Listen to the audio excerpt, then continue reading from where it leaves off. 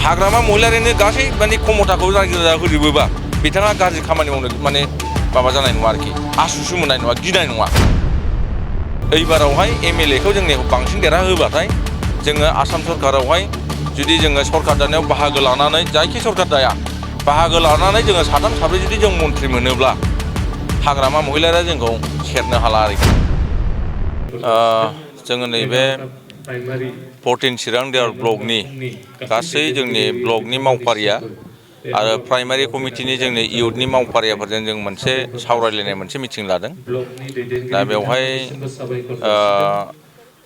Siddeley बियाबनिफ्राय जोंनि मानाव गेदेर रनजित बसुमतारी सारखौहाय जों जाहाथे बुरजाथार भटआव देरहाहोनो हायो बिनि थाखाय ग्राउन्ड लेभेलावहाय जेरैबायदि खामानि मावनांगौ आरो मा रोखोमनि खामानि सोलिगासिनो दङ जों बेखौ एसे नायबिजिरनो थाखाय सावरायनानै मासिब भाबै जोङो खामानि मावनानै बुरजाथार भटआव जोङो देरहाहोनो थाखाय मोनसे सावरायमेल लानाय जादों आरो मोजां मोनसे परिबेस बयबो खोब मोजां मोनसे माबाजोंहाय खामानि मावगासिनो दङ माने साहसि भाबै खामानि मावगासिनो दङ देरहाथारगोननि मोनसे जे मोनसे थासारिखौ जों नुनो मोनदों आरोखि देरहायोब्ला माबायदि भट लानानै देरहागोन बायदि मोनो देरहायोबाथ' जोङो दानि थासारिखौ नायोबा गोबां भट खमसे खम 10-15 हाजार भटनि डिफारेन्सआव जों देरहागोन सिडली समस्ति हिसाबै जों बेखौ नुदों आरोखि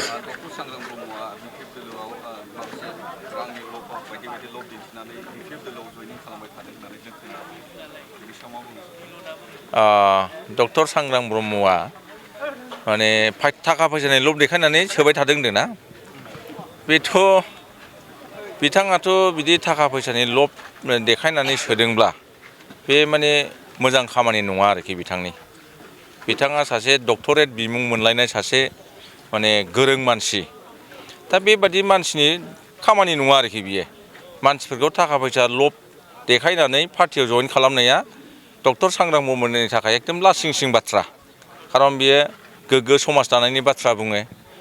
मोनसे मुल्यबोध राजनिति खालामनायनि बाथ्रा बुङो दा बेबादि मानसियानो जुदि थाखानि लब देखाय जुदि पार्टियावहाय सोयोब्ला बेथ' बेसेबां गनायजाथाव लासिं सिं नङा होमब्ला दा ओंखायनो आंथ' नुदोङो बिथांमोना आङो मबाइलाव नुदों मिडियायाव नुदों हाग्रामा महिलारिया बिथाङा जाय बिथांमोनहा इउपिपिएल दोलोनि दैदेनगिरिफ्रा बिपिएफआव जइन जाहैदों बेवहाय सांग्रां ब्रह्म बिथांबो दङ बिथांमोनखौ जेराव मिटिं जायो मेल मिटिं जायो बेवहाय स्टेजावहाय लाइन माने गसंहोनानै परिचय होयो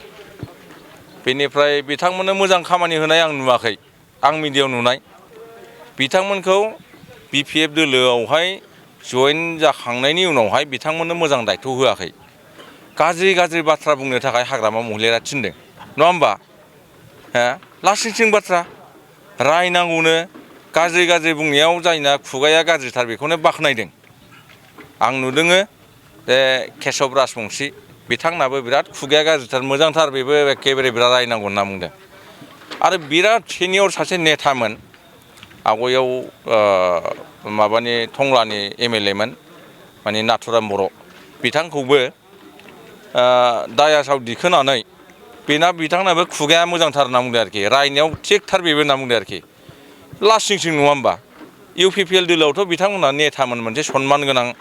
दैदेनगिरिमोन सेन्ट्रेलनि दैदेनगिरिमोन दा बिथांमोनखौ लाङै हाग्रामा महिलारिया बिथांमोननो बहा पजिसन होनो गाज्रि रायनांगौ होनना बिथांमोननो दायथ' होदों इउपिपिएलखौ प्रमद बर'खौ गाज्रि रायथारनांगौ होननानै दायथ' होदों आरोखि दा बेफोरो माने बिथांमोननि थाखाय लासिं सिं बाथ्रा जों दुखु मोनदों आरोखि जोंथ' बिथांमोनखौ दैदेनगिरिखौनो सानोमोन सांग्रां ब्रह्म बिथाङाबो माने जोंनि इयुथनिनो माखासे सम गाहाय नेहाथारि हिसाबै जों ज' खामानि मावदोंमोन खिन्थु बिपिएफआव थांखांनानै बिदि थाखा थफ्ला लानानै मानसिफोरखौ माने पार्टियाव जइन खालामनाय दायथ' मोनदोंबाथ' बिराद लासिं सिं जाबाय आरोखि जों आफसुस खालामो बिथाङा बिदि खामानियावहाय बिथांखौ बाहायनायखौ जोंनाथ' प्रमद बर' सारआ बिथांखौ गोबां मोजां दायथ' होदोंमोन दुरान्ड काप खुंनो दायथ' होदों ISPL खुंनो दायथ' होदों नङा होमबा अल आसाम फुटबल फेडारेसननि गाहाय नेहाथारिनि बिबान होदों अल इन्डिया फुटबल फेडारेसननि बिथांखौ मेम्बार होदों नङा होमबा आप टु नेसनेल लेभेलसिम बिथांखौ दिखोहरदों दिनैहाय BPF आव फैनाय लोगो लोगो बिफाङा लासिं सिं खामानि मावबाय थादों मा जाखो बेलाय नङा होमबा दा आं खावलायगोन बिथांखौ बिथाङा बेबादि खामानिनिफ्राय गोजानाव थाथों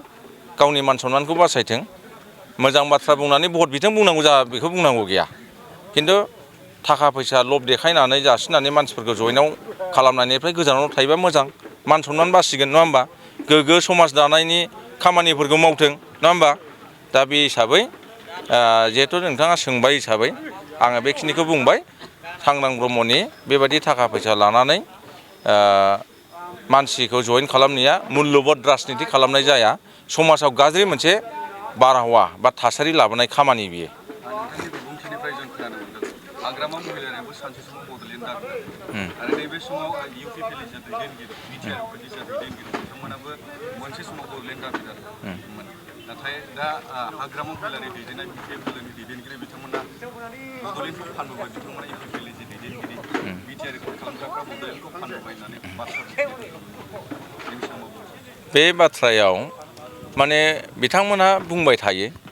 प्रमद बर'आ बे बड'लेण्डखौ दिल्लीयाव फानबोदों होनना बुंबाय थायो आरोखि दा प्रमद बर'खौ जुदि बड'लेण्ड फानबोदों होननानै बुङोब्ला हाग्रामाया बिनि सिगां फानग्रोदों नङा होमबा हाग्रामाया BTCनि आन्दलन खालामाखैमोनथ' नङा होमबा सानसुमा खुंगुर बैसोमुतियारिया नोङो BSCनि आन्दलन खालामाखैमोन ना बड'लेण्डनिसो आन्दलन खालामदोंमोन ना नङा होमबा दा बे हिसाबै जुदि प्रमद बर'खौ दिल्लीयाव बड'लेण्डखौ फानबोदों होनना बुंदोंबा बिनि सिगां सानसुमा खुंगुरा फानग्रोदों सेकेन्डआव हाग्रामाया फानबोग्रोदों नङा होमबा बे आरोखि बेनि उत्तरा ओंखायनो बिथांमोना थगायनायाव बिराद एक्सपार्ट बिथांमोना गुफुरखौबो जबरदस्त गोसो मोनथारो लाजिया नों BTR एकर्डखौ लानानै खनबेसे बाथ्रा सोलायखो जेब्ला BTR एकर्ड जाजेनबाय हाग्रामा महिलारियाबो BTCनि चिफ हिसाबै बिथाङाबो माने साखि जानो मोन्दों सहिनो मोन्दों जोबोद खुसि बिथाङा बे समावहाय बाहेरायाव ओंखारनाय लोगो लोगो मिडिया सोंबाय माबादि एकर्ड जाखो बियो जोबोद मोजां एकर्ड बुंबाय हाग्रामा महिलारिया दाबो मिडिया फुटेजखौ मोनगोन जोबोद मोजां एकर्ड बे BTR एकर्डनि दफाफोराव जे दङ बेखौ मावफुंजोबब्लानो बेनो अट'मेटिक बड'लेण्ड सेपारेट स्टेट जाहैखाबाय बुंथारदों हाग्रामा महिलारिया नङा होमबा बेनि सप्ता खनसे उनाव बिथाङा बुंबाय मा बुंखो बिथाङा BTR एकर्डआ जेबो गैया दावदै गलासो होनफिनलायबाय मा जाखो बे सासे नेताया बिदि बुङो नामा नङा होमबा बिदि बुंनानै जबरदस्त बुंलायबाय BTR एकर्डआव जेबो गैया होनै इलेक्सन गेलेनानै दिनै पावाराव फैफिनबाय फैखांनायनि उनावहाय मिडियाफ्रा सोंलायबाय BTR एकर्डनि दफाखौ नोंथाङा मावफुंना मावफुङा नोंथाङाथ' दा BTCनि चिफ जाफिनबाय नोंथाङा बेखौ मावफुंना मावफुङा होनना सोंलायबाय बुंलायबाय बिथाङा आं मावा आंहा आंनिखौ मावगोन आं BTC सुक्ति खालामनो BTC सुक्तिनि दफाखौ आं मावफुंगोन BTRनिखौ जाय खालामनो मावथों आं मावा होनना बुंदों बुङाखै होनबा बुंथारदों मिडियायाव जोङो दाबो नागिरबा मोनो बेनि उनाव मा जालायबाय नुबाय बिथाङा मास मोननै मोनथामसो सरकार सालायनायाव नुबाय BTR एकर्डनि दफाफोरखौ मावफुङाबानो बड'लेण्डआव उन्नयननि डेभेलपमेन्टनि माखासे इनफ्रास्ट्राक्चार मावफुंनाया सम्भब नङा 1500 कौटि थाखा फैनांगौआ सम्भब नङा मावफुंथारनांगोन गेब्ला बियो माने मा खालामलायबाय BTR एकर्ड दे फालिलायबाय नङा होमबा मावफुङा होननाया बागुरुम्बा दोहौआव बिथाङा मा बुंबाय नरेन्द्र मदिखौ खावलायलायबाय